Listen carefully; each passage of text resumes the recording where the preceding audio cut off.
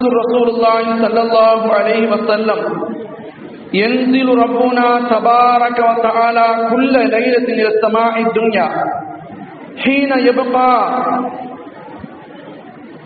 ثلث الليل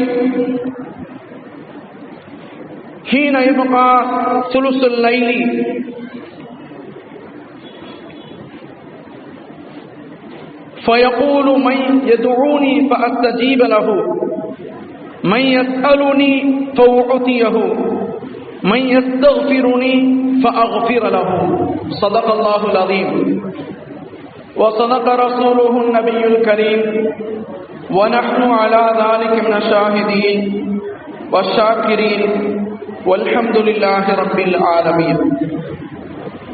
அளவற்ற அருளாளனும் நிகரற்ற அன்புடையவனுமாகிய எல்லாம் வல்ல அல்லாஹுவின் திருப்பெயரால் புனிதமிகு மீலாது மஜ்லிஸினுடைய இரண்டாவது தொடர் சொற்பொழிவு நிகழ்ச்சியின் இந்த சிறப்புமிகு அவையில் அமர்ந்திருக்கக்கூடிய இந்த நிலையில் நம்முடைய புங்கனூர் ஜாமியா மஸ்ஜிதில் அல்ஹம்துலில்லாஹ் அல்ஹம்துலில்லாஹ் அல்ஹம்துலில்லாஹ் எல்லா புகழும் அல்லாஹ் ஒருவனுக்கே. துவக்க காலத்திலிருந்து பாரம்பரியமாக நாம் கடைபிடித்து வரக்கூடிய நெறிகளின் அடிப்படையில் இந்த மஜ்மா, இந்த மஜ்லிஸ் ஏற்பாடு செய்யப்பட்டிருக்கிறது என்பதிலே மற்றற்ற மகிழ்ச்சி. ரசூலுல்லாஹி ஸல்லல்லாஹு அலைஹி வஸல்லம் அவருடைய புகழை பாடுவதிலும் பெருமைப்படுத்துவதிலும் அவர்களை பற்றி பேசுவதிலும் அவர்களுடைய மார்க்க வழிபாட்டு அமல்களை நல் இயல்புகளை எடுத்துச் சொல்வதிலும் நம்மை விட சிறந்து வேறு யாரும் செய்ய முடியாது.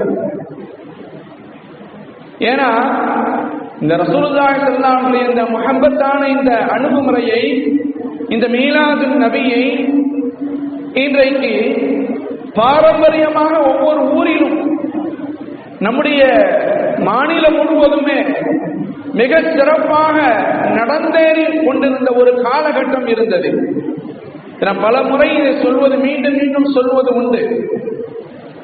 காலகட்டம் பிரபலமாக விளங்கியது. எந்த அளவுக்கு சொன்னா, ரபியுல் அவ்வல் மாதம் வந்துவிட்டால் அது ஒரு குறிப்பிட்ட அந்த 12 நாட்களாக இருக்கட்டும் அல்லது அதை தொடர்ந்து சில நாட்களாக இருக்கட்டும், ஒவ்வொரு நம்முடைய கிராமங்களில் மௌலூத் ஓதப்படுவதும் அதை தொடர்ந்து சீரணி சோர் என்பதாக வழங்கப்படுவதுமாக ஒரு முறை வைத்து, அது ஒரு முறை வைத்து இந்த நாளைக்கு இவர்கள், இந்த நாளைக்கு இந்த குடும்பம், இந்த நாளைக்கு இந்த குடும்பம் முறை வைத்து அந்த சீரணி சோர் வழங்கப்பட்டு வந்த காலகட்டம் இருந்தது பாருங்க. அது உண்மையிலே பொற்காலம் என்று சொல்லலாம். ஆனா அப்ப யாரோ ஏதோ ஒரு வகையில் இதெல்லாம் சாப்பாடு கொடுக்கக்கூடாது, இதெல்லாம் செய்யக்கூடாது, இப்படிலாம் ஓதக்கூடாது, இப்படிலாம் செஞ்சா இது அல்லாஹ்வுக்கு அடுக்காது, இது ஷிர்க் செய்யறது, இது இணை வைக்கிறது, இது குஃப்ரான செயலு, இது பித்அத்தான செயலு என்றெல்லாம் சொல்லி கொஞ்சம் கொஞ்சமாக சமுதாயத்தை மடை மாற்றி திருப்பி விட்டார்கள். என்ன ஆச்சு? இப்ப தெருவுக்கு தெரு, ரோட்டுக்கு ரோடு, வீதிக்கு வீதி, ஊருக்கு ஊரு 4 பேர் நின்றுக்கிட்டு உபதேசம் பண்ணிக்கிட்டு இருக்கான். 4 பேர் தான். என்ன சொல்ல வர்றான் அவன்? முஹம்மது ரசூலுல்லாஹ். அதுக்கு பேர் முஹம்மது ரசூலுல்லாஹ் அல்லது ஹுப்புன் நபி. ஆனா நாம பேசுறோமோ இல்லையோ, அஹ்லு சுன்னத் ஜமாத்தை சேர்ந்த நாம பேசுறோமோ இல்லையோ, யாரெல்லாம் இது கூடாது, இது ஷிர்க்ல இருக்கு, இது குஃப்ர்ல இருக்கு, இது பித்அத்ல இருக்கு தடை பண்ணி நிப்பாட்டினாங்களோ அவங்க இன்னைக்கு 4 பேரை வச்சுட்டு ரசூல் ஸல்லல்லாஹு அலைஹி வஸல்லம் எங்க பேசிட்டு இருக்காங்க?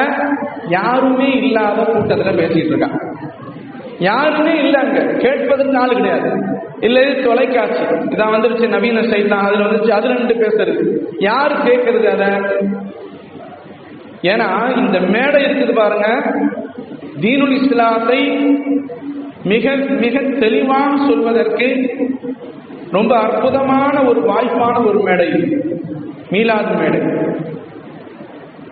பல இடங்களில் சொல்வது உண்டு, மாற்றார்கள், மாற்று மத சமுதாயத்தவர்கள், நம்முடைய தொப்புள் குடி உறவுகள் நம்முடைய மார்க்கத்தை எப்படி தெரிந்து கொள்வார்கள், எந்த வகையிலே தெரிந்து கொள்வார்கள்?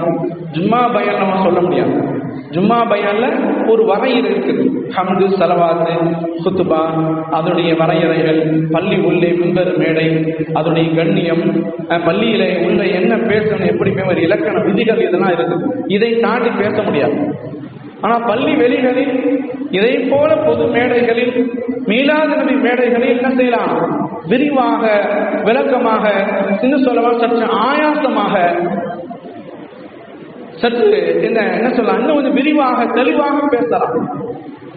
அதுக்கு தான் நம்முடைய முன்னோர்கள் இதெல்லாம் ஏற்பாடு செஞ்சாங்க. இஸ்லாம் பரவியது எப்படி? இஸ்லாம் கேட்க கேட்க தான் இஸ்லாம், பார்க்க பார்க்க தான் தீனுடைய மார்க்கங்களாக சொல்லுவாங்க. அதெல்லாம் எடுத்து சொல்வதற்கு சென்ற நூற்றாண்டுகளில் 20வது நூற்றாண்டுடைய துவக்கத்திலே, நடு மத்தியில 1960களிலே மிகப்பெரிய மீலாது மேடைகள் சென்னை மெரினா பீச்சில் ஏற்பாடு செய்யப்பட்டது. அப்பொழுது அந்த காலகட்டத்தில் இருந்த தலை சிறந்த பேச்சாளர்கள் எல்லாம் இந்த மீலாது நபி மேடையிலே பேசி இருக்கிறார்கள். பேசி மார்க்கத்தை அவர்களுடைய மக்களுக்கு அவர்கள் எடுத்து சொல்லும் பொழுது, நபிகள் நாயகமா, அல்லாஹ்வுடைய தூதரா, அவங்க இப்படிலாம் செஞ்சிருக்காங்களா, இப்படிலாம் கஷ்டப்பட்டு இருக்கிறாங்களா, நம்முடைய பக்கத்து நாடான அரபிய நாட்டிலே வாழ்ந்திருக்கிறாங்களா என்பதாக எல்லாம் அவர்களே ஆராய்ச்சி செய்து பேசக்கூடிய அளவிற்கு இந்த மீலாது மேடை தயாரிக்கப்பட்டிருந்தது. நாம பேச வேண்டாம். இந்த மீலாது விழாவில் என்ன சொல்லப்போனா, முஸ்லிம்களாக நமக்கு முஸ்லிம் நாம உபதேசம் செய்வதை விட அவங்களை கூப்பிட்டு விட்டு பாருங்க. நம்முடைய மார்க்கத்தை பற்றி அவ்வளவு தெளிவா சொல்லுவாங்க. உங்க மார்க்கத்தில் அப்படி இருக்குங்க, நீங்க ஏன் இது கடைபிடிக்க மாட்டீங்க, நீங்க ஏங்க முஸ்லீமா இருந்து ஜும்மா தொழுவ மாட்டீங்க, போய் தொழுவுங்க, நீங்க ஏன் முஸ்லீமா இருந்து கடையில் உட்காந்துருங்க, பாங்கு சூரியாஜி போய் தொழுவ போங்க என்று சொல்லக்கூடிய அளவுக்கெல்லாம் நம்முடைய தொப்புள் கூடிய மாற்றாடு சகோதரர்கள் இன்னைக்கு தெளிவாக விளங்கிட்டான காரணம் என்னன்னு கேட்டீங்கன்னா, இதை போல பொது மேடைகளிலே மார்க்கத்தை படுத்த அந்த காலத்திலிருந்து அவங்க சமுதாயத்தை சேர்ந்த தலைவர்களே சொன்னார்கள். பெயர் குறிப்பிட விரும்பவில்லை. அந்த சமுதாயத்தை சேர்ந்த, அந்த இயக்கங்களை சேர்ந்த சகோதரர்களே மேடையிலே மைக்கு பிடித்து சொன்னதற்கு பிறகுதான் இஸ்லாம் ஓரளவுக்காக விளங்கியது. சர்வசாதாரணமாக இஸ்லாம் இன்றைக்கு மக்களால் பேசப்படுகிறது என்று சொன்னால் அதற்கெல்லாம் மீலாது விழா மேடைகள் ஒரு அற்புதமான வாய்ப்பாக இருந்தது. பல ஆண்டுகளுக்கு 20-25 முன்னாடி கூட நம்முடைய வட்டாரங்களில் மிகப்பெரிய ஊர்கள் எல்லாம் இதே போல விழாக்கள் நடந்தது. பள்ளி உள்ளே நடத்த முடியாத ஒரு சூழ்நிலை, ஒரு வரையறை. பள்ளிக்கு வெளியே வந்தால் நம்ம என்ன செய்யலாம், எல்லாரும் ஏற்றலாம், எல்லாரும் உங்களுக்கு மார்க்கம் என்ன தெரியும், இந்த மார்க்கத்தை சொல்லுங்க, நீங்க பேசலாம். அந்த அளவுக்கு எல்லா மக்களையும் பேசுவதற்கு வாய்ப்பாகும். இன்னும் சொல்ல போனா நம்முடைய மருசா மாணவர்களுக்கு, மருசா உதவுடைய காலத்துல தான் மாணவர் சொற்பயிற்சி மன்றம் நடத்துவாங்க. அதுல மாணவர்களுக்கு பயிற்சி கொடுப்பாங்க. அப்ப ஏதாவது வரையறைக்கு ஏன்டா அவர் பேசணும்னு கேட்பாங்களா? கேட்க மாட்டாங்க. இது ட்ரைனிங் தானே, ட்ரைனிங் தான். அது ஏதாவது பேசிட்டு போ, நான் அப்புறம் சரி பண்ணிக்கிறேன் அப்படின்னு சொல்லுவாங்க உஸ்தாதுமா இருக்கு. அதை போல மீலாது விழா மேடைகள் ஏதோ அவங்க தப்பு தோறமா பேசினா கூட எதோ மார்க்கத்தை புரிஞ்சுக்கிட்டாங்களே அப்படிங்கிற அளவுக்கு ஒரு வழிக்கு கொண்டு வந்து இந்த மீலாது மேடைகள் தான். எனவே இதுல எந்த வகையிலும் மௌலூது ஓதுவதிலோ, சுப்ஹான மௌலூது ஓதுவதிலோ, ரசூல் ஸல்லல்லாஹு அந்த பைத்துகளை, கசீதாக்களை படிப்பதிலோ, புர்தா ஷரீஃப் ஓதுவதிலோ, அதே போல அதில் இருக்கக்கூடிய துஆக்களை ஓதுவதிலோ, அதை சம்பந்தமாக சீரணி வழங்குவதிலோ எந்த ஒரு சிறுக்கம், குஃபுரும், எந்த ஒரு விதத்தும் கிடையாது. இன்னும் சொல்ல போனால் இஸ்லாம் காட்டி தந்த அழகிய நடைமுறை நம்முடைய முன்னோர்கள் காட்டி தந்தார். ஒரு மனிதன், ஒரு இஸ்லாமில் மிக சிறந்தது எது? பசித்தவருக்கு உணவளிப்பது.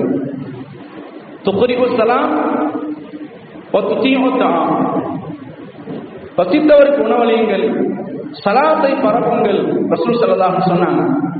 அந்த பசித்தவருக்கு உணவளிப்பதில் அது ஒரு வகை.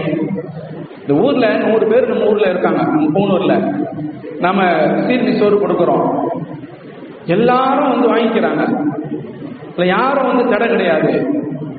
அதே சமயத்துல நீங்க உங்க வீட்டுல, நீங்க எங்க வீட்டுக்கு வாங்க, நான் சீர்னி சோறு கொடுக்குறேன் அப்படின்னு சொல்லுங்க பாப்பா. யாராவது ஒருத்தவங்க வருவாங்களா? என்னப்பா காரணம், என்ன விஷயம் அப்படின்னு கேட்பாங்களா? கேட்க மாட்டாங்களா? கண்டிப்பா கேட்பாங்க.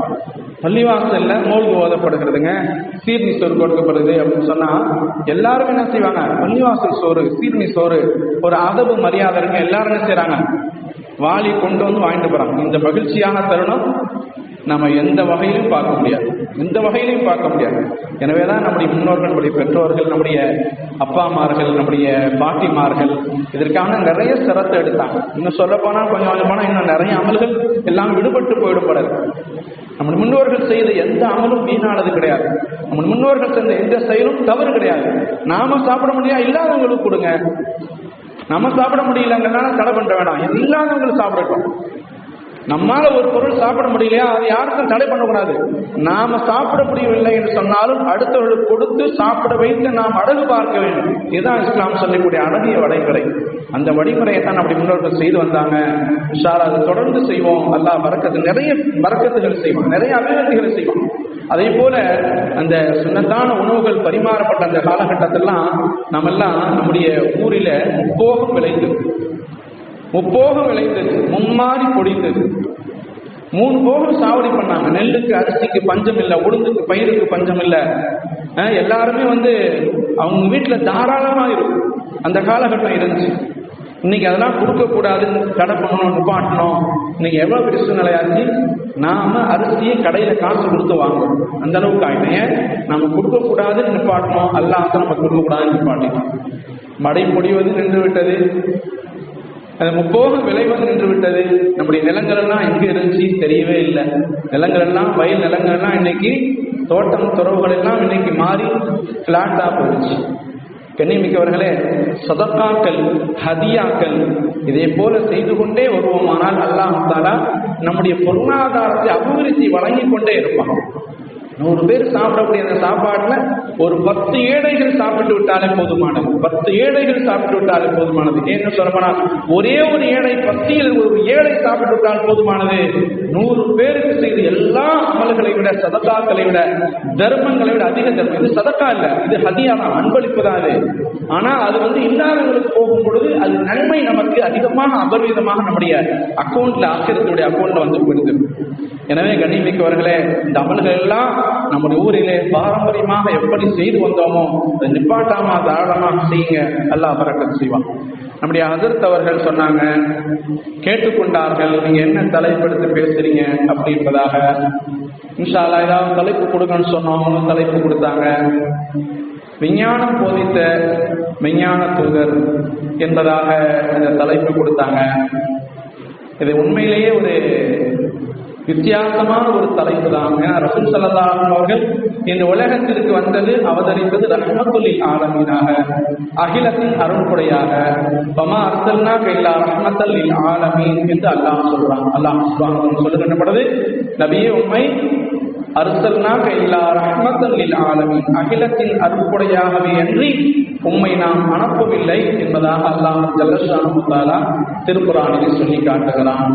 அப்படி இருக்கிறது அகிலத்தின் அருள்கொடை எப்படி விஞ்ஞானத்திற்கு முன்மாதிரியாக ஆவார்கள்.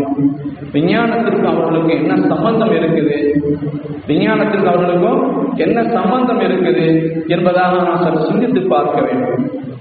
அருள்கொடையாக வந்த இறை தூதர் முஹம்மது ரசூலுல்லாஹி ஸல்லல்லாஹு அலைஹி வஸல்லம் அவர்களுக்கு விஞ்ஞானம் என்ன தெரியும், விஞ்ஞானம் பற்றி அவங்க என்ன சொல்ல முடியும்? விஞ்ஞானம் வளர்ந்ததோ கடந்த நூற்றாண்டுல தான், 19 நூற்றாண்டுல தான் விஞ்ஞானம் வளர்ந்தது. 20வது நூற்றாண்டில தான் இன்னைக்கு ஓரளவுக்கு வளர்ச்சி பெற்று 21வது நூற்றாண்டை விஞ்ஞானம் ஆட்சி செய்கிறது. 21வது நூற்றாண்டை இன்றைக்கு விஞ்ஞானம் ஆட்சி செய்து கொண்டிருக்கிறது. அப்படி என்று சொன்னால் ரஹ்மத்துல் லில் ஆலமீனாகிய அகிலத்தின் அருட்கொடையாக அண்ணலம் பெருமானார் ஸல்லல்லாஹு அலைஹி அவர்கள் விஞ்ஞானத்தை பற்றி என்ன போதித்தார்கள்? நம்முடைய மார்க்கம் குர்ஆன் விஞ்ஞானத்தை பற்றி என்ன சொல்லுகிறது?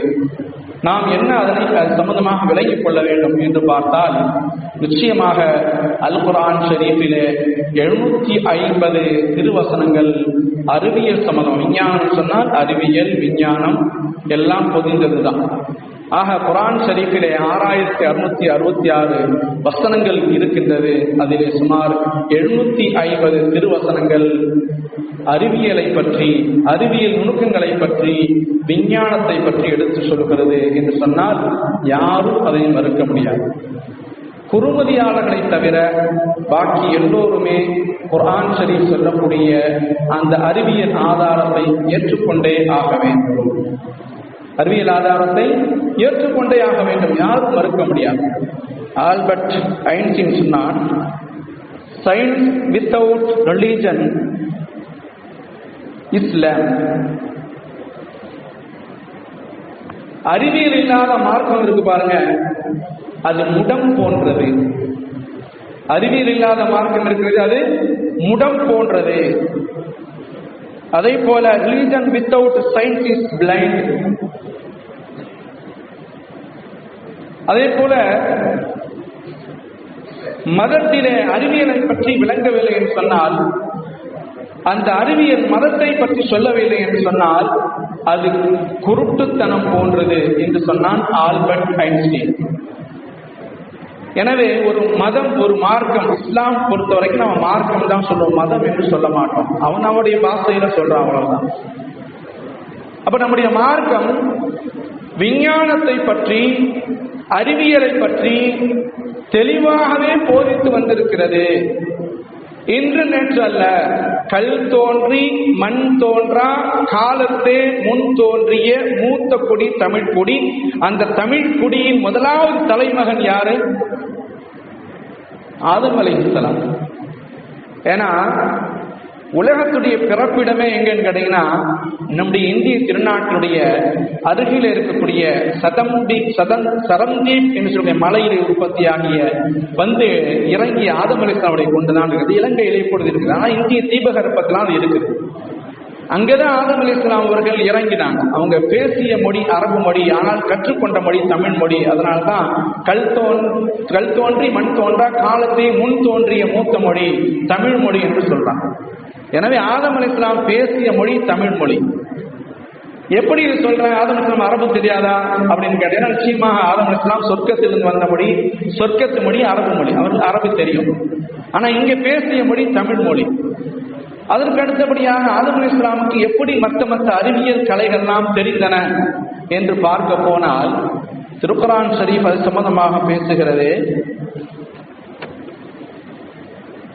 அல்லாஹ்வுடைய தூதர் ஆதம் அலைஹிஸ்ஸலாம், அல்லாஹ்வுடைய தூதர் ஆதம் அலைஹிஸ்ஸலாம் யாரும் இல்லை, முதலாவது மனிதர். அல்லாஹ் தஆலா அவன் படைத்த முதலாவது தன்னுடைய கையினால் படைத்த ஒரு இறை தூதர். அவங்கள தன்னுடைய கையினால் திருக்கரங்களினால் அல்லாஹ் தஆலா படைத்தான். எனவே முதலாவது மனிதர். அதே போல் அவங்க தான் முதலாவது நபி, அவ்வளவு நபி அவங்க தான். அவங்க முதலாவது இறை தூதராக இருந்தார்கள்.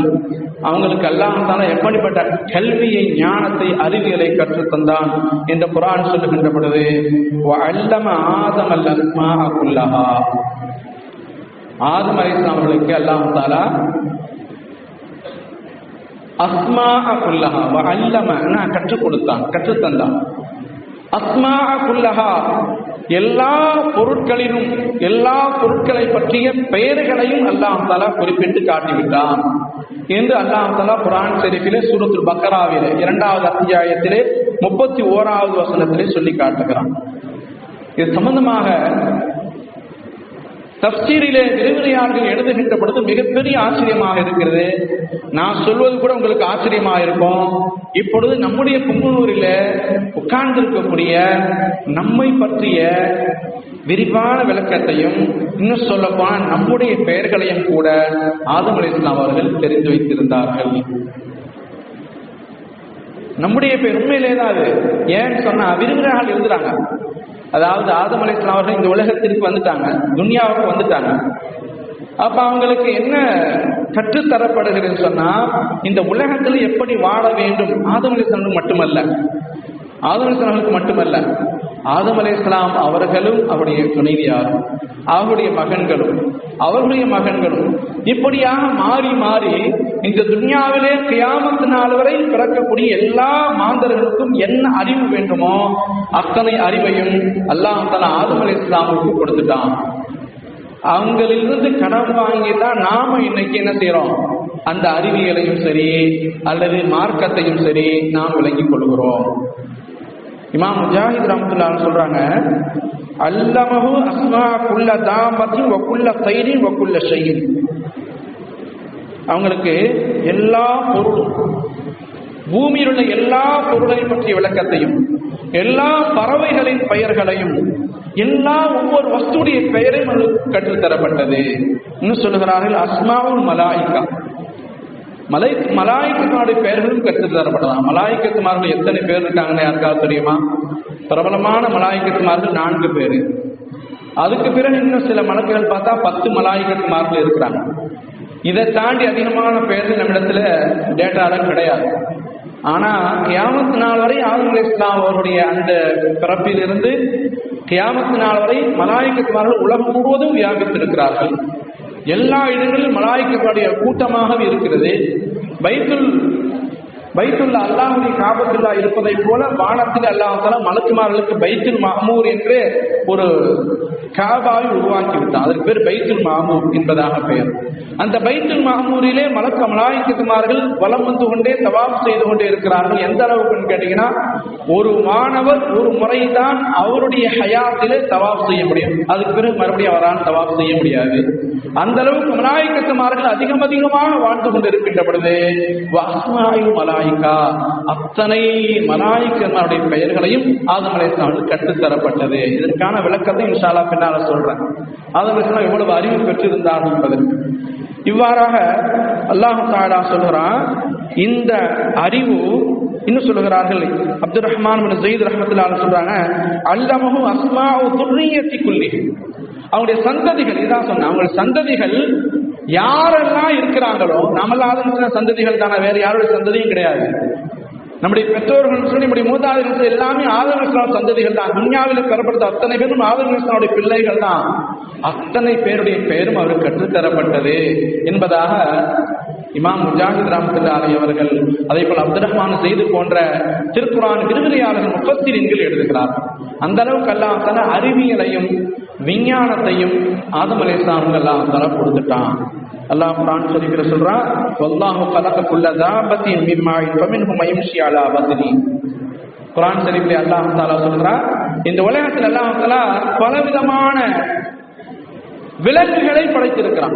பலவிதமான விலங்குகளை படைத்திருக்கிறான். அதுல நீர் வாழ்வன இருக்கிறது, நிலம் வாழ்வன இருக்கிறது, நீரிலும் நிலத்திலும் வாழ்வன இருக்கின்றது. இப்படி எல்லா உயிரினங்களும் இருக்கின்ற பொழுது எத்தனை உயிரினங்களையும் பெயர்களையும் அல்லாஹ் தஆலா ஆதம் அலைஹிஸ்ஸலாமுக்கு கற்று தந்துட்டான். அல்லாஹ் சொல்றான், வல்லாஹு கலக குல்ல தாபத்தின் மிம்மாஇன். அல்லாஹ் தஆலா எல்லா படைப்பினங்களையும் அதை போல விலங்கினங்களையும் நீரை கொண்டு படைத்தான். வமின்ஹும் மய்யம்ஷி அலா பத்னிஹி. அதிலே வயிற்றை கொண்டு நடக்கக்கூடிய பிராணிகளும் உண்டு. வயிற்றை கொண்டு நடக்கக்கூடிய பிராணிகள் என்ன இருக்குது? பாம்பு இருக்குது, தேல் இருக்குது, அதே போல சில விஷஜந்துகள் இருக்குது. இதெல்லாம் வயிற்றை கொண்டு நடக்கும். இதை அல்லாஹ் தஆலா படைத்தான். வமின்ஹும் மய்யம்ஷி அலா ரிஜ்லை. கால்கள், இரண்டு கால்களை கொண்டு நடக்கக்கூடிய பிராணிகள் இருக்குது. அதெல்லாம் நம்ம பார்க்கிறோம். அதே போல வமின்ஹும் அலாயும் வமையம்ஷி அலா அர்பை. அதே போல் 4 கால்களை கொண்டு நடக்கக்கூடிய பிராணிகள் இருக்கு. 4 கால்களை கடக்கூடிய பிராணிகள், நாய், பூனை, கால்நடைகள், ஆடு, மாடு, ஓட்டம் எல்லாம் 4 கால்களை கொண்டே நடக்கிறது. நமக்கெல்லாம் 2 கால் தான். அல்லாஹ் அதற்கு 4 கால்களை கொடுத்திருக்கிறான். சில மிருகங்களுக்கு 2 கால்கள், கங்காரு போன்ற மிருகங்கள் 2 கால்களை கொண்டே நடக்கிறது. இப்படி எல்லாம் படைத்தானே அல்லாஹ் ரப்பல் ஆலமீன்.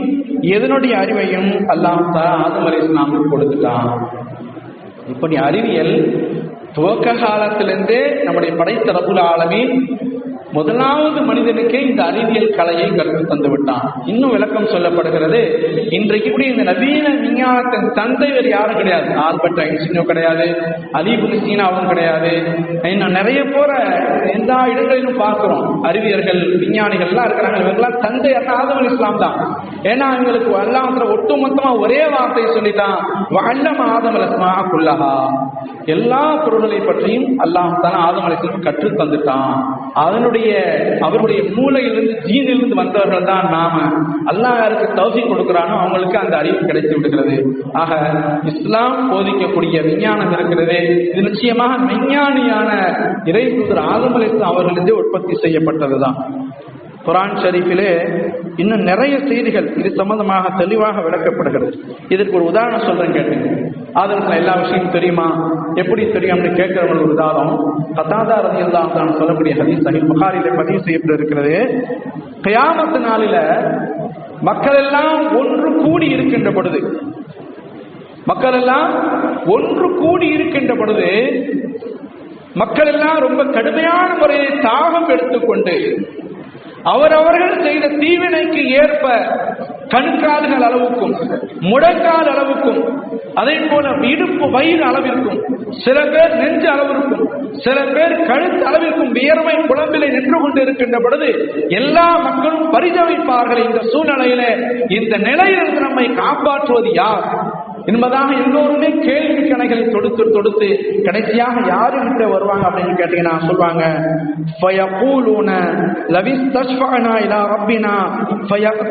ஆதம். எல்லாமே கடைசியில யார் நமக்கு பரிந்துரை செய்வா, ஷஃபாஅத் செய்வார் பாட்டா, முதலாவது இந்த மனிதரை பிடிப்போம். முதலாவதாக இந்த மனிதரை பிடிப்போம். அவர் யாரு? அவர்தான் ஆதம் அலைஹிஸ்ஸலாம். அவங்க சொல்லுவாங்க, ஃபயகூலுன அன்த அபுன்னா, ஆதமே என்னுடைய தந்தையை நீங்கள் அபுன்னாஸ் மனிதர்களுக்கெல்லாம் தந்தை, முதலாவது மனிதர். ஹலகல்லாஹு பியதி, அல்லாஹ் தஆலா உங்களை தன்னுடைய திருக்கரத்தால் படைத்தார். வஅஸ்ததலக மலாயிகா, உங்களுக்காக வேண்டி அல்லாஹ் தஆலா மலக்குமார்களை சஜிதா செய்ய வைத்தார். உங்களுக்காக வேண்டி மலக்குமார்களை சஜிதா செய்ய வைத்தான். வஅல்லமக அஸ்மா குல்ல ஷைஇன், அல்லாஹ் உங்களுக்கு எல்லா விஷயங்களையும் எல்லா வஸ்துக்களை பற்றியும் அறிவை, அதனுடைய பெயர்களை, தன்மையை, அதனுடைய தன்மையை விலங்கு இருக்கிற பாம்புடைய தன்மை என்ன, தேல்நாத்தினுடைய பன்மை என்ன, அதே போல மனிதன் இந்த மனிதனுடைய தன்மை என்ன, அதே போல இந்த ஒட்டகத்தின் தன்மை என்ன, எல்லாரும் உங்களுக்கு கற்றுக் கொடுத்துட்டானே. அப்படிப்பட்ட சிறப்பு பெற்றவர்கள் நீங்கள். எனவே இந்த நிலையிலிருந்து எங்களை காப்பாற்றுவதற்கு அல்லாஹ்விடத்தில் கேட்க மாட்டீர்களா, பரிந்துரை செய்ய மாட்டீர்களா என்பதாக மக்கள் எல்லாம், ஒட்டுமொத்த மக்களும் ஆதம் அலைஹிஸ்ஸலாமை முன்னோக்கி ஓடுவார்கள் என்று அல்லாஹ் சுப்ஹானஹு வ தஆலா கூறுவதாக ஹதீஸே குதுஸிலே ரசூல் ஸல்லல்லாஹு அலைஹி வஸல்லம் சொல்றாங்க. அப்படின்னா ஆதம் அலைஹிஸ்ஸலாம் நிலைமை எப்படி இருந்த அந்த நேரத்துல எல்லா அறிவையும் கொடுத்தவங்க தான். இருந்தாலும் கூட அது மிகப்பெரிய ஒரு சப்ஜெக்டை சுருக்கமா சொல்றேன். அப்பொழுது ஆதம் அலைஹிஸ்ஸலாம் சொல்லுவாங்க, இந்த நேரத்திலே அல்லாஹ் என் மீது கோபமாக இருக்கிறான். நான் மிகப்பெரிய ஒரு குற்றத்தை செஞ்சுதான் சொர்க்கத்திலிருந்து வந்துட்டேன். எனவே இந்த நேரத்தில் என்னால அல்லாஹ்விடத்தில் எந்த பரிந்துரையும் செய்ய முடியாத நிலையில இருக்கிறேன். நீங்க அடுத்தபடியாக மூசா அலைஹிஸ்ஸலாம் இருக்கிறாங்க, போய் பாருங்க என்பதாக சொல்லுவாங்க. மூசா அலைஹிஸ்ஸலாம் போவாங்க. அப்புறம் ஒவ்வொரு நபியாக போய் ரசூலுல்லாஹி ஸல்லல்லாஹு அலைஹி வஸல்லம் அந்த ஷஃபாத் இந்த உம்மத்திற்கு கிடைக்கின்ற வரை மக்கள் அல்லாடி கொண்டே இருப்பார்கள், தடுமாறி கொண்டு இருப்பார்கள். அருமை நாயகம் ரசூலை கரீம் ஸல்லல்லாஹு அலைஹி வஸல்லம் ஷஃபாத்துக்கு பிறகு ஈடேற்றம் கிடைக்கின்றதா ஹதீஸ், விரிவான ஒரு ஹதீஸ். எனவே இந்த நேரத்திலும் ஆதம் முன்னிலைப்படுத்துகிறார். அடுத்தபடியாக சோனத்தில, அதாவது மறுமையில அல்லது சொர்க்கத்துடைய அந்த கதவுகளிலே வானங்களில் ஒரு சர்ச்சை நடைபெறுகிறது. என்ன சர்ச்சைன்னா ரசூல் ஸல்லல்லாஹு அலைஹி வஸல்லம் சொல்றாங்க, இஹ்தஜ்ஜ ஆதம் வ மூசா, ஆதம் அலைஹிஸ்ஸலாமுக்கும் மூசா அலைஹிஸ்ஸலாமுக்கும் சர்ச்சை. சர்ச்சைன்னா விவாதம் நடக்குது. ரெண்டு பேருமே இந்த உலகத்துல எல்லாம் அல்லாஹ் தஆலா அவங்க சொர்க்கத்துடைய கதவுகளான வானத்தில் அவங்க இருக்கிறாங்க. ஆதம் அலைஹிஸ்ஸலாம் இந்த வானத்தில் இருக்கிறாங்க, மூசா இந்த வானத்தில் இருக்கிறாங்க. இப்படிலாம் இருக்கிறப்ப அவங்க சந்திச்சுக்கிட்டு இருக்கிறாங்க.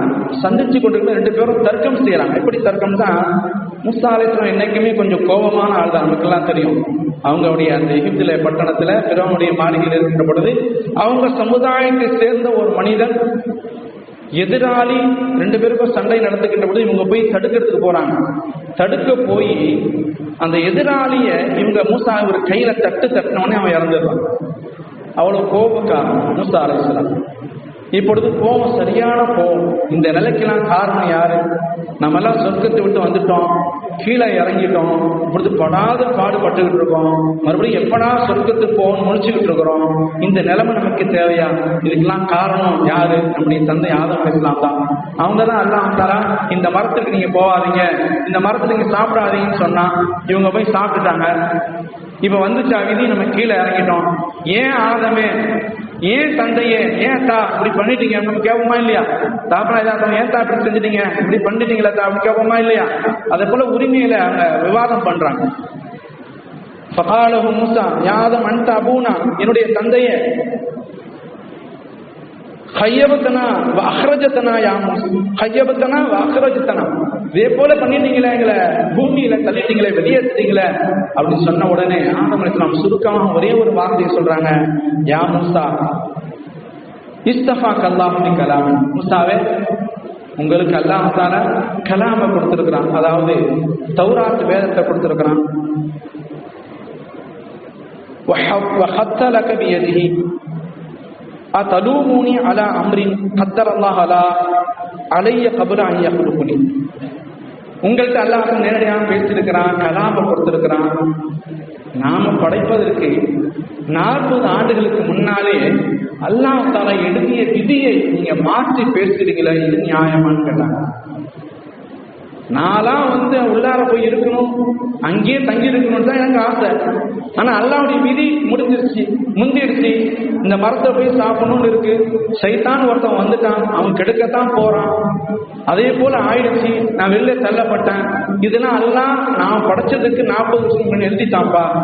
அல்லாஹ் விதிச்ச விதியை நான் மாத்திட்டேன், நீ சொல்றது இது நியாயமா என்று ஆதம் அலைஹிஸ்ஸலாம் கேட்ட உடனே மூசா அலைஹிஸ்ஸலாம் வாய் மூடி பேசாம போயிட்டாங்களாம். அப்ப ரசூல் ஸல்லல்லாஹு அலைஹி வஸல்லம் சொல்றாங்க, ஃபஹஜ்ஜ ஆதமு மூசா, ஃபஹஜ்ஜ ஆதமு மூசா. மூசா அலைஹிஸ்ஸலாம் ஆதம் அலைஹிஸ்ஸலாம் அவர்கள் வெற்றி பெற்று விட்டார்கள்.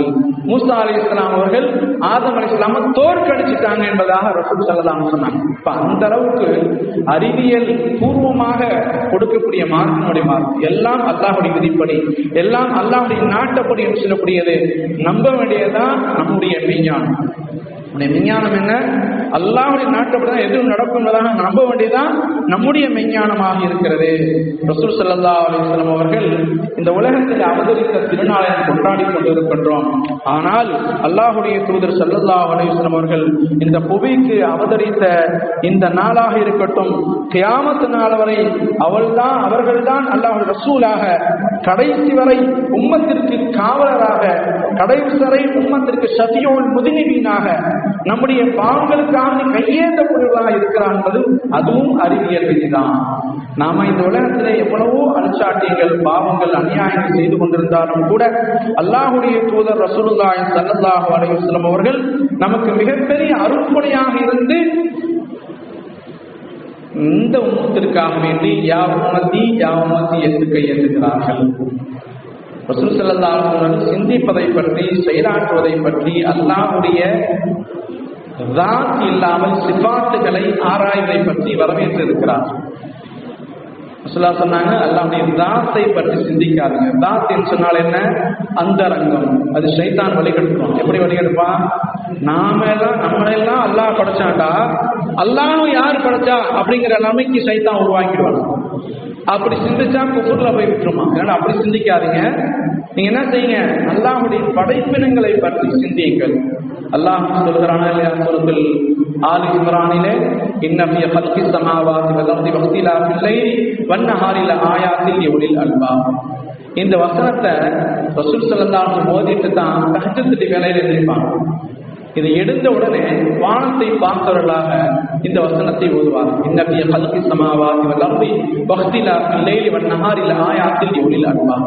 நிச்சயமாக அல்லாஹ் வானத்தை, இன்ன ஃபீ ஹல்கிஸ் ஸமாவாதி வல் அர்தி, வானத்தையும் பூமியையும் படைத்திருப்பதிலும், வக்திலாஃபில் லைலி வன் நஹார், இரவும் பகலும் மாறி மாறி வருகிறது, லஆயாத்தின் லிஉலில் அல்பாப், அறிவுடையவர்களுக்கு மிகப்பெரிய அத்தாட்சி பல இருக்கின்றன என்ற இந்த வசனத்தை ரசூல் ஸல்லல்லாஹு அலைஹி வஸல்லம் ஓதுவாங்க. நம்ம தஹஜ்ஜுக்கு எந்திரிக்கிறோம், தஹஜ்ஜுக்கு தொழுகிறோம், தஹஜ்ஜுக்கான துஆ செய்கிறோம்.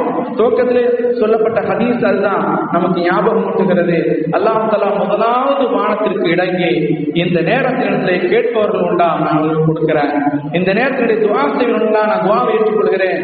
இந்த நேரத்தில் இஸ்திக்பார் செய்வர்கள் உண்டா, அந்த இஸ்திக்பாரை நான் ஏற்றுக்கொள்கிறேன் என்பதாக அல்லாஹ் சுப்ஹானஹு வ தஆலா கூறுவதாக அருமை நாயகம் ரசூல் கரீம் ஸல்லல்லாஹு அலைஹி வஸல்லம் இந்த நேரத்துல தஹஜ்ஜுடைய வேளையில நாம கீழே இறங்க வேண்டாம். நம்மை படைத்த ரப்பு வானிலிருந்து கீழே இறங்குகிறான்.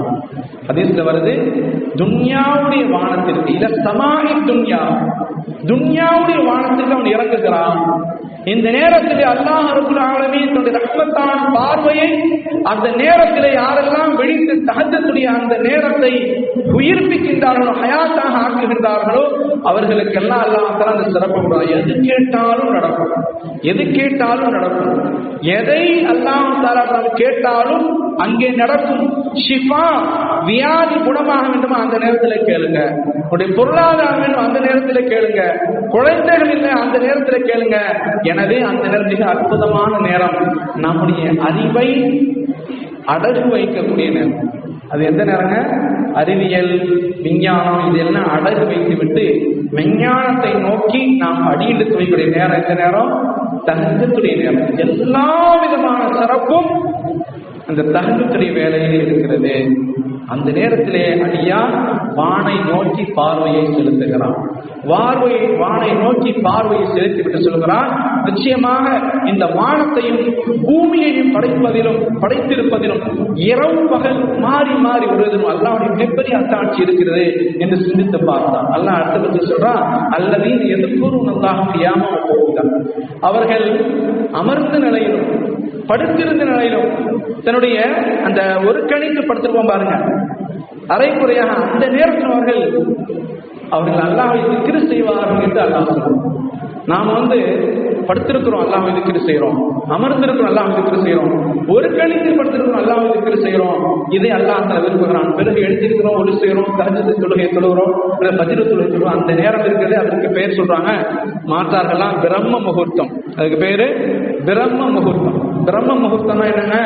அதற்கு இந்த கெட்ட நேரங்கிறதே கிடையாது. நாமெல்லாம் இன்னைக்கு முஸ்லீம்களே அந்த நிலைக்கு ஆளாயிட்டாங்க. முஸ்லீம்களே என்ன செஞ்சுறாங்க, அதிர்த்து கேட்கறத விட ஐயத்தை கேட்டு போயிடறாங்க.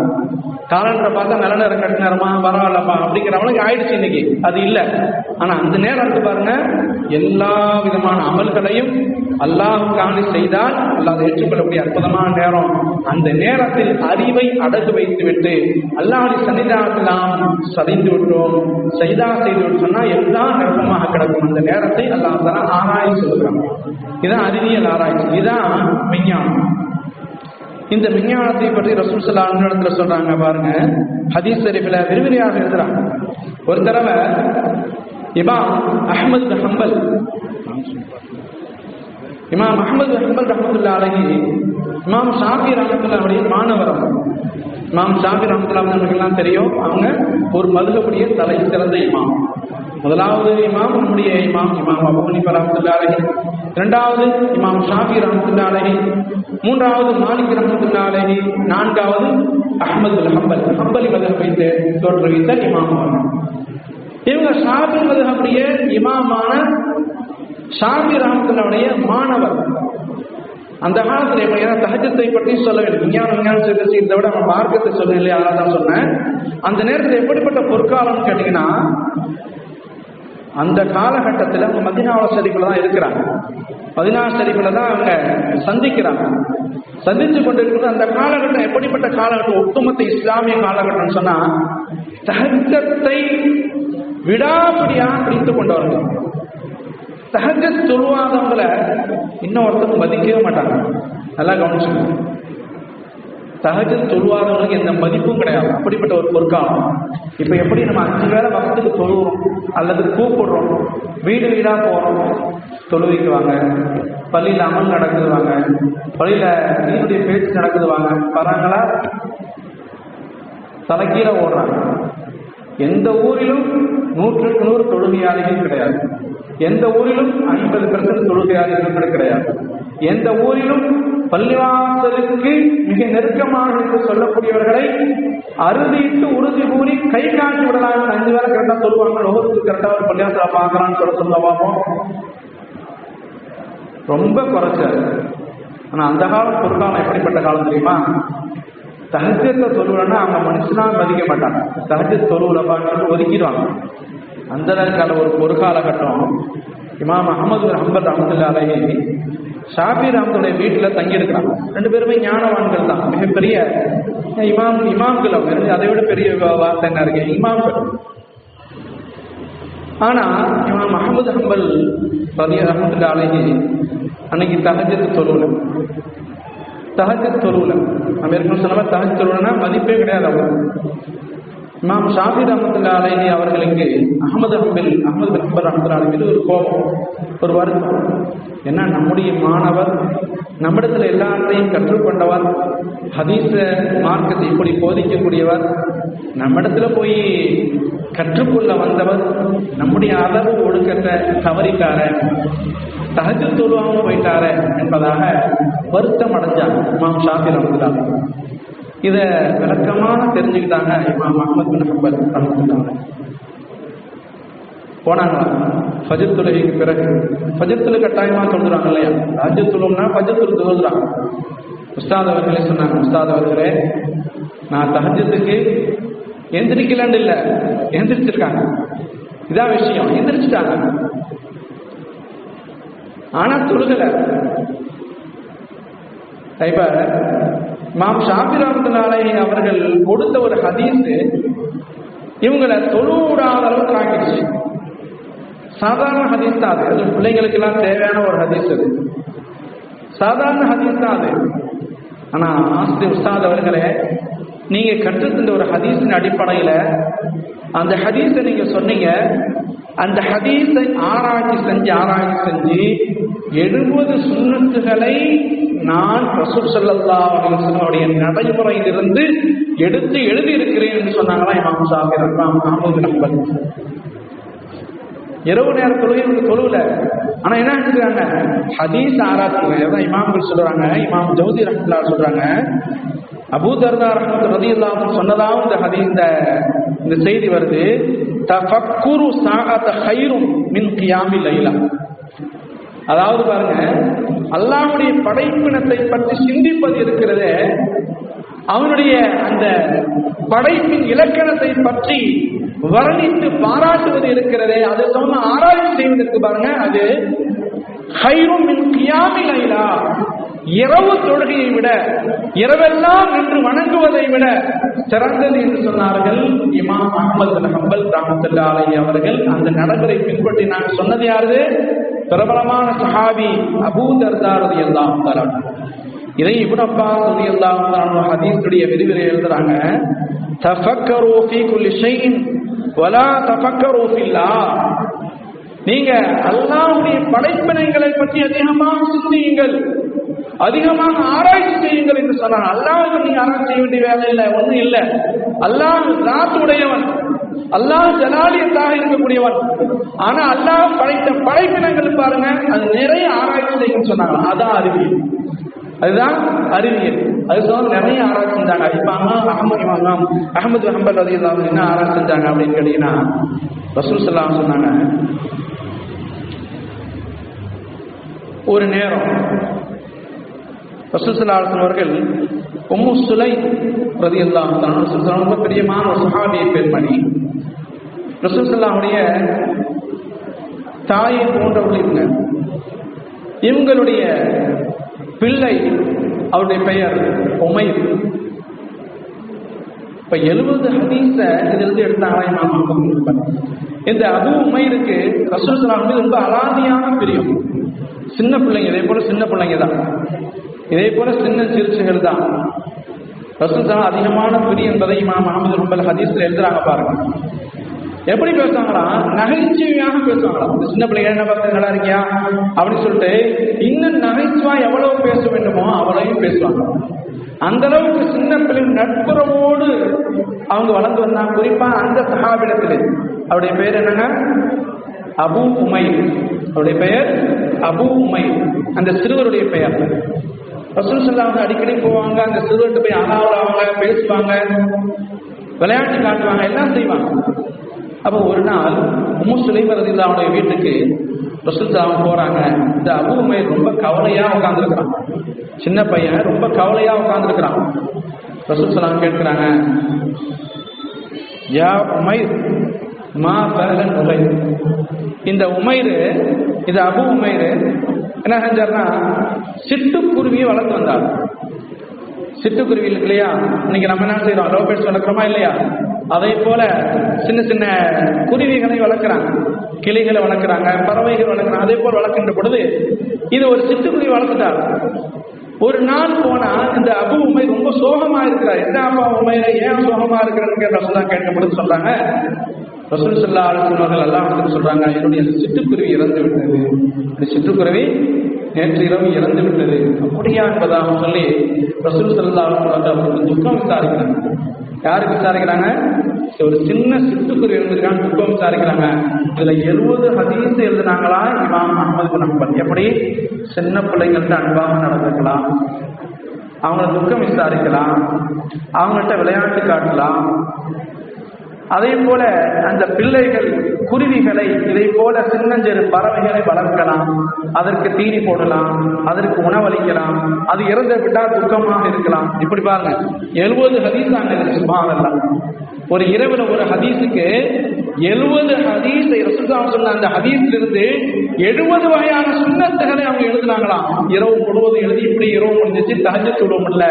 ஆனாலும் கூட செய்த ஆராய்ச்சி எடுத்து பாருங்க, இரவு முழுவதும் செய்த ஆராய்ச்சி தஹஜ்ஜத்தை விட வேணா ஆலிம்கள் அறிஞர்கள் குறிப்பாக இமாம்கள் அந்த அல்லாமாக்களுடைய அறிவு இருக்குது பாருங்க, அது ஃபர்து தொழுகைக்கு பிறகு சுன்னத் தொழுகையை விட அவனுடைய அறிவு ஆராய்ச்சி என்பது மிக சிறந்ததாக இருக்கிறது என்பது நம்முடைய முன்னோர்கள் சொல்ல நம்ம கேட்டிருக்கிறோம்.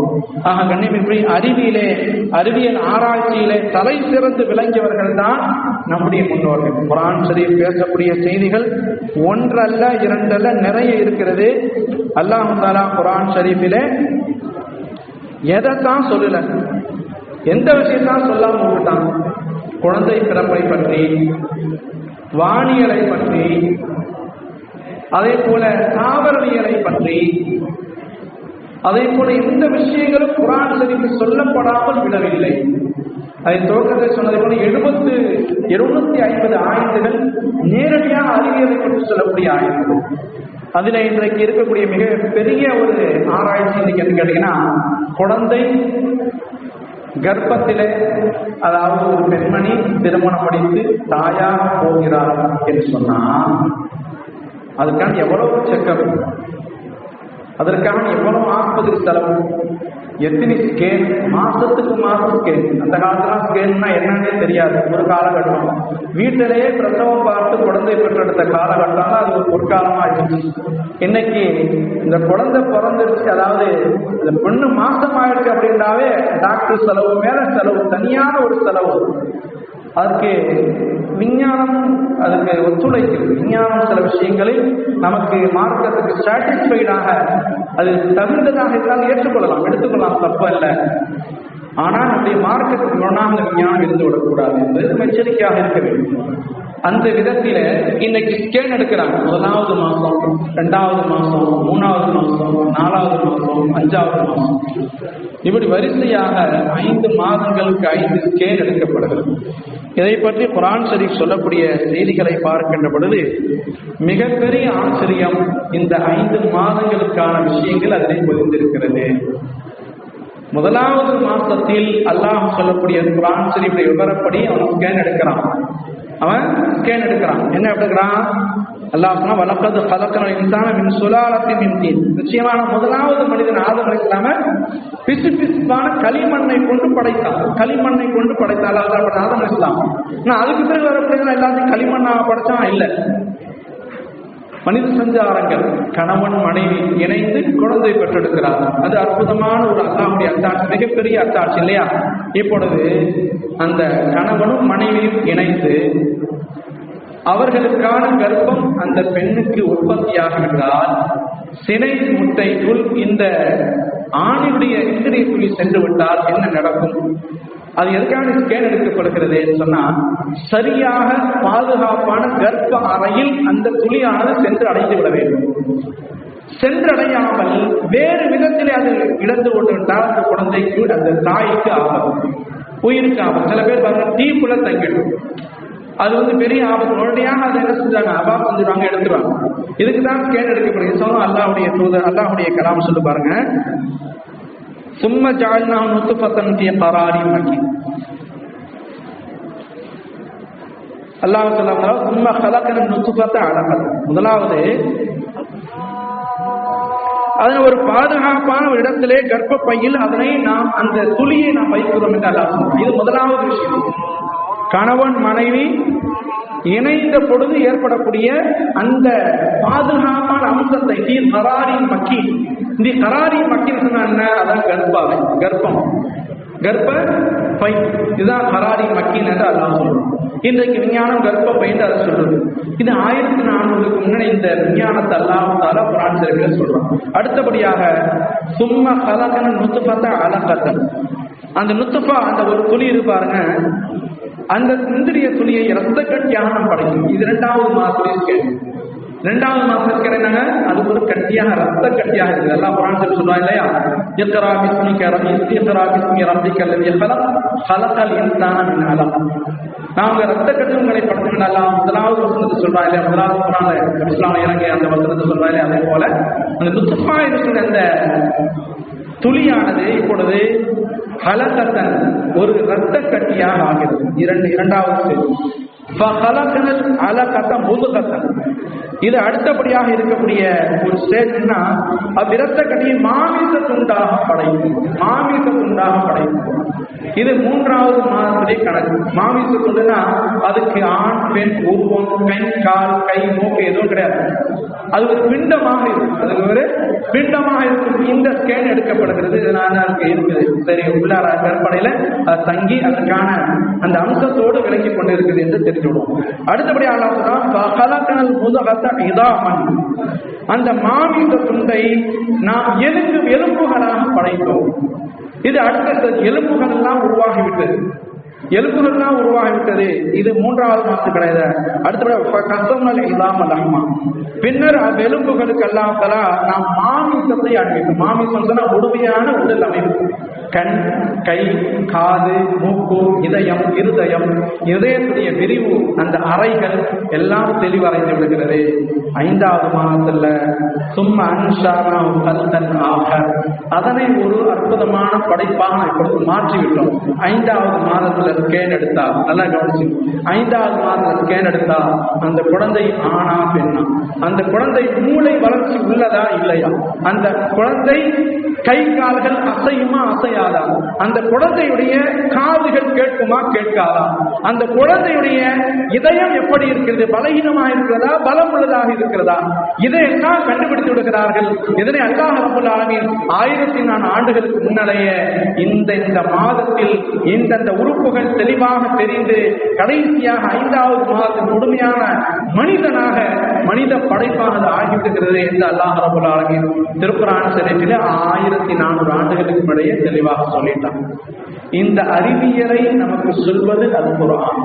இன்றைக்கு ஸ்கேன் எடுத்து பார்க்கிறோம். ஆனா அன்றைக்கு நம்முடைய பாட்டிமார்கள் அந்தந்த மாதத்திலே என்னென்ன உணவுகள் கொடுக்க வேண்டும், என்னென்ன மருந்துகள் கொடுக்க வேண்டும், என்னென்ன பத்தியம் கொடுக்க வேண்டும் எல்லாம் கொடுத்து என்ன செஞ்சிருவாங்க, அந்த குழந்தைக்கான உயிரோட்டத்தை தந்து விடுவார்கள். இன்னைக்கு அதெல்லாம் இல்லாம போனதுனால எல்லாம் மருத்துவ ரீதியாக ஸ்கேன் எடுத்து நாம கொஞ்சம் கஷ்டப்பட்டாலும் ஏதாவது வகையில் நமக்கு ஒரு நிவர்த்தி ஏதாவது வகையில தந்து விட்டாலும் கூட அல்லாஹ் அந்த படைப்பிலக்கணத்தை யாராலும் அறிந்து கொள்ள முடியாது.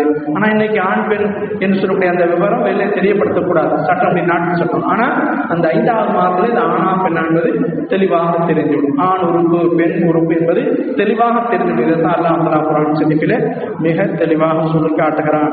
கடைசியாக ஒரு வார்த்தை அல்லாஹ் பதிவு செய்கிறான், ஃபதபாரக்கல்லாஹு அஹ்ஸனுல் காலிகீன். அல்லாஹ் படைப்பாளன் மிகப்பெரிய மிகச் சிறந்த அழகிய படைப்பாளன். அவனுக்கே பாக்கியம் அனைத்து உரித்தாகட்டும் என்பதாக அல்லாஹ் ரப்பல் ஆலமீன் திருக்குர்ஆன் ஷரீஃபிலே சொல்லி காட்டுகிறான். இப்படி குழந்தை பிறப்பை பற்றி, மழையை பற்றி, அதை போல வானங்கள் பூமி இணைந்திருந்தது எப்படி பிரிக்கப்பட்டது என்பதை பற்றியும் குர்ஆன் நமக்கு பேசுகிறது. குர்ஆன் ஷரீஃபிலே 21வது அத்தியாயம் சூரத்துல் அம்பியாவிலே 30வது வசனத்தை எல்லாம் சொல்லி காட்டுறான். அதெல்லாம் நம்ம ஆராய்ச்சி பண்ணணும் என்பதற்குத்தான் தஹஜ்ஜுடைய வேலையில எழுந்திருக்கிறோம். அல்லாஹ்வுடைய வானத்தை பார்க்க வேண்டும், அல்லாஹ் படைத்த பூமியை பார்க்க வேண்டும், அல்லாஹ்வை புகழ வேண்டும், துஆ செய்ய வேண்டும், திக்ர் செய்ய வேண்டும், தொழ வேண்டும் என்று சொல்கிறோம். அல்லாஹ் தஆலா படைத்த படைப்புக்கு மிகப்பெரிய சுக்ரை, நன்றியை நாம் செலுத்த வேண்டும். அல்லாஹ் குர்ஆன் ஷரீஃபிலே சொல்லுகின்ற பொழுது இந்த உலகத்தின் ஆராய்ச்சியாளர் அதான் சொல்றாங்க, வானம் எப்படிவா வந்துச்சு, பூமி எப்படிப்பா வந்துச்சு, சூரியன் சந்திரன் எப்படிப்பா வந்துச்சு, எப்படிப்பா உருவாச்சு. இன்றைக்கு அறிவியலாளர்களே ஆச்சரியப்பட்டு போகிறார்கள், அதற்கான ஆராய்ச்சி ஈடுபடுகிறார்கள். ஆனால் இறை மறுபாடு சுயமாக உருவாச்சு, சொந்தமாக உருவாச்சு அப்படின்னு சொல்றாங்க. சொந்தமா எது உருவாகும், சுயமா எது உருவாகும். நம்முடைய கை கால் அசைப்பதில் கூட அல்லாஹ்வுடைய நியமத்துகள், அல்லாஹ்வுடைய அருட்கொடைகள் இருக்கு. நம்முடைய கை கால்கள் அசைவதை கூட அல்லாஹ் நியமத்து இல்லாமல் கை கால் அசைக்க முடியாது. திடீர்னு எழுந்திருக்கிறார், கை தூக்கம் இல்லை, திரும்பி எழுந்திருக்கிறார், கை கால் வேலை செய்யல. கண்ணியமிக்க வழிதான் அல்லாஹ்வுடைய அற்புதம், அல்லாஹ்வுடைய அறிவாற்றல், அல்லாஹ்வுடைய ஆற்றல். நமக்கு அறிவத்தை கொடுத்துதான் கொஞ்சம் மங்கிருக்குன்னா அல்லாஹ் தலை செஞ்சிடலாம், குறைச்சி போட்டு விடுகிறான். அந்த வானங்கள் பூமியை எப்படி துவக்கமாக இருந்ததை பற்றி குர்ஆன் சொல்லுகிறது. இன்றைக்கு அறிவியலாளர்கள் அதை பார்த்து ஆராய்ச்சி செய்கிறார்கள். ஆமா, இது கரெக்டு தான். அல்லாஹ் சொல்றா, அவலம் இறந்தது எனக்கு அப்புறம் அந்த காப்பீர்கள் சிந்தித்து பார்க்க வேண்டாம். ஏன்னா இன்றைக்கு என்ன ஆராய்ச்சி செய்யறது யாரு, நோபல் பரிசு பெற்றவர்களா யாரு, முஸ்லிம்களா? மோமின்களா? இல்ல. யார் ஆராய்ச்சி, யார் அந்த பரிசு யார் பெறுவாங்க? நோபல் பரிசு உருவாக்கியதும் அவன் தான், நோபல் பரிசு பெறுகிறவர்கள் அவர்கள் தான். ஏன் அல்லாஹ் சொல்றான், நமக்கு இது தேவையில்லை, முஸ்லிம் நமக்கு தேவையில்லை, அல்லாஹ் படைச்சிருக்கிறான், அல்லாஹ் செயலாற்றுறான், அல்லாஹ் இதெல்லாம் இயற்கையான முழுமையான அறிவு நமக்கு இருக்குது. நம்ம விளங்கிட்டோம் அல்லாஹ் அற்புதமான படைப்பாளர். ஆனா அவங்க நம்பல, அவங்க சிந்திச்சு பார்க்கறாங்க. அதான் அந்த காப்பிர்கள் சிந்தித்து பார்க்க வேண்டாமா? ஆல்பர்ட் ஐன்ஸ்டீன் சொன்னான, இதெல்லாம் விஞ்ஞானம் இல்லாத மதம், அது முடம் போன்றது என்பதாக அவங்க ஆராய்ச்சி செஞ்சாங்க. உலகம் தட்டை என்று சொன்னார்கள். கலீலியோ உலகம் உருண்டை என்று சொன்னார். கலீலியோ உலகம் உருண்டை என்று சொன்னா அந்த கிறிஸ்தவ உலகம் அங்க அடிச்சே கொண்டான். கலீலியோ நம்முடைய வேதத்திற்கு மாற்றமாக பேசுகிற அடித்தே கொண்டார். அதான் ஆல்பர்ட் ஐன்ஸ்டீன் அந்த வார்த்தையை சொன்னான். ஆனா அல்லாஹ் இந்த வசனத்தை சொல்லுகின்ற இன்னைக்கு அறிவியல் ஆராய்ச்சிட்டு இது முழுக்க முழுக்க சரியாக இருக்கிறது. குர்ஆன் ஷரீஃப் சொல்லக்கூடிய இந்த வார்த்தை முழுக்க முழுக்க சரியாக இருக்கிறது. எப்படி இருக்குது? வானமும் பூமியும் இணைந்து இருந்த என்பதுதான் அல்லாஹ் சொல்லக்கூடிய செய்தி. இப்படிதான் இருந்துச்சு. பிக் பாங் தியரி என்பது இதுதான். பிக் பாங் தியரி பெருவெடிப்பு கொள்கை என்பது சொல்றாங்க பாருங்க அறிவியலாளர்கள். புத்தகங்களா படிச்சிருப்பீங்க. பிக் பாங் தியரி என்பது இதுதான். வானமும் பூமியும் ஒன்றாகத்தான் இருந்திருந்தது. அப்பொழுது சூரியன் சந்திரன் எல்லாம் இல்ல, நெபுலா ஒரு கோலமாக இருந்தது. அவ்வளவுதான். பிரைமரி நெபுலாஸாக இருந்தது, ஒரு கோலமாக இருந்தது. அல்லாஹ் தஆலா கானதா ரத்தகன் ஃபஃதக்னாஹுமா, அவன்தான் ஒவ்வொன்றையும் அது நாம் தனித்தனியாக பிரித்தோம் என்று சொன்னா பாருங்க. திடீரென்று ஒரு பெரு வெடிப்பு ஒன்று நிகழ்கிறது. இந்த பெரு வெடிப்பு நிகழ்ந்த உடனே தனியாக சூரியன் உதயமாகிறது. நெபுலாஸிலிருந்து சூரியன் உதயமாகிறது. பிரமாண்டமான ஒரு கோலம். சூரியன் வேகமாக சுழன்று வேகமாக சுட்டு கொண்டிருக்கின்ற பொழுதே அதிலிருந்து ஒரு காற்று வெளியாகிறது. அதான் துகான் என்பதாக குர்ஆன் ஷரீஃபில் சொல்லக்கூடிய வசனத்தை நாம் ஓத வேண்டும். அந்த காற்று வெளியாகி அது ஒரு கோலமாக உருவாகிறது. அதான் பூமி. அடுத்தபடியாக ஒரு கோலமாக உருவாகிறது. அடுத்தபடியாக வரக்கூடிய கோலமாக உருவாகிறது. இப்படி பல கோலங்கள் உருவாகிறது. பூமி உருவாகிறது. அல்லாஹ் பூமியை இன்சானுக்கு, மனிதனுக்கு இருப்பிடமாக படைத்து விட்டான். குர்ஆன் ஷரீஃப் சொல்லுகின்றது, வல் அர்த பஅத தாலிக தஹாஹா, நிச்சயமாக நாம் இந்த பூமியை உருண்டையாக உருட்டி விட்டோம். வல் அர்த பஅத தாலிக தஹாஹா, உருட்டி விட்டோம் என்பதாக சொல்றோம். ஆனா அன்னைக்கு கிறிஸ்தவ உலகம் பைபிள் என்ன சொல்லுச்சு? தட்டையானதுன்னா இரவு பகல் மாறி மாறி வராது. இரவு திடீர்னு வந்துடுமா, பகல் திடீர்னு வந்துடும். 6:20 இரவுன்னா 6:20 இரவு உடனே வந்துடும். காலையில் 6:10 பகல்னா பகல் உடனே வந்துடும். அப்ப என்ன பூமி இனங்கள் மனிதனங்களை மூல தடுமாறி போயிடும். இரவு கொஞ்சம் கொஞ்சமா மாறும். கபீருல் லைல அன்ஹா என்று அல்லாஹ் சொல்றான். அப்படியே கொஞ்சம் கொஞ்சமாக கபீர்னு சொன்னா கொஞ்சம் கொஞ்சமாக அப்படியே சின்னமாக இரவுன்னு சொன்னா கொஞ்சம் லேசா மங்குது, கொஞ்சம் அப்படியே கொஞ்சம் மங்குது, அப்புறம் மக்ரிபாவும் இஷாவும் இருளாக. இதை பற்றி குர்ஆன் ஷரீஃப் பேசுகிறது. இரவு பகல் மாறி மாறி வருவதிலும், அதை போல சூரியன் சந்திரனுடைய ஓட்டத்திலும், சந்திரன் நட்சத்திரங்கள் மின்னுவதிலும், அது ஒளி விழுவதிலும் கூட அல்லாஹ்வுடைய அத்தாட்சிகள் நிறைய இருக்கிறது. குர்ஆன் ஷரீஃப் அறிவியலை பற்றி, விஞ்ஞானத்தை பற்றி நிறைய பேசுகிறது. அந்த விஞ்ஞானத்தை எட்டக்கூடிய அளவிற்கு நமக்கு விஞ்ஞானம் தேவை. அல்லாஹ் ரப்பல் ஆலமீன் இந்த நேரத்தில் இந்த வாய்ப்பை நல்கிய, குறிப்பாக இந்த தலைப்பை எடுத்து பேச சொன்ன உலமா பெருமக்களுக்கும் நம்முடைய உங்களோடு ஜமாத்தாருக்கு நன்றியை தெரிவித்துக் கொள்கிறேன். கடைசியாக ஒன்றை சொல்லி நான் படிக்கின்றேன். இந்த உலகத்திலே வாழ்கின்ற பொழுது நாம் அல்லாஹ்வுக்கு பயந்தவர்களாக வாழ வேண்டும். அல்லாஹ்வுடைய உண்மையான நல்லடியார்களாக வாழ வேண்டும். ஐங்கால தொழுகையாளிகளாக வாழ வேண்டும். ரசூலுல்லாஹி ஸல்லல்லாஹு அலைஹி வஸல்லம் சலாம் சொன்னவர்களாக, முஹப்பத் உள்ளவர்களாக, அதீதமான அன்பு உள்ளவர்களாக, நம்முடைய உயிர்களை விட, நம்முடைய பெற்றோர்களை விட, நம்முடைய பிள்ளைகளை விட, உலகம் அனைத்தையும் விட அல்லாஹ்வுக்கு அதிகமாக இருக்கும் நன்மக்களாக வேண்டும். மறுமையில் நாம் இந்த உலகத்திலே கூகுளை பார்க்கிறோம், பேஸ்புக் முகநூலை பார்க்கிறோம், ட்விட்டர் பார்க்கிறோம், அப்படி எதையெல்லாம் பார்க்கிறோம். இன்னைக்கு நமக்கு ஏதாவது ஒரு வகையில பதில் கிடைச்சது. ஆகிரத்திலே அல்லாஹ்வுடைய சன்னிதானத்திலே இந்த கூகுள் வேலை செய்யாது, பேஸ்புக் வேலை செய்யாது, ட்விட்டர் வேலை செய்யாது, வாட்ஸ்அப் வேலை செய்யாது. யாரும் உங்களுக்கு யாரும் துணையாக வரமாட்டார்கள். அப்பே நம்முடைய ரப்பு மட்டும்தான் துணையாக இருப்பாங்க. நம்முடைய ரசூல் ஸல்லல்லாஹு அலைஹி வஸல்லம் மட்டுமே நமக்கு ஷஃபாஅத் செய்வார் என்பதாக கூறி அன்னபடி ஷஃபாஅத்தை வேண்டியவனாக, அல்லாஹ்வுடைய மாபெரும் கிருபையினால் உங்களூர் ஜமாத்தான், என்னுடைய ஊர் ஜமாத்தான் நீங்களும் துஆ செய்தவனாக, எனக்கு வாய்ப்பளித்தமைக்கு நன்றி கூறியவனாக நிறைவு செய்கிறேன். வாஹிரு தஅவானா அல்ஹம்துலில்லாஹி ரப்பில் ஆலமீன். அஸ்ஸலாமு அலைக்கும் வரஹ்மத்துல்லாஹி வபரகாத்துஹு.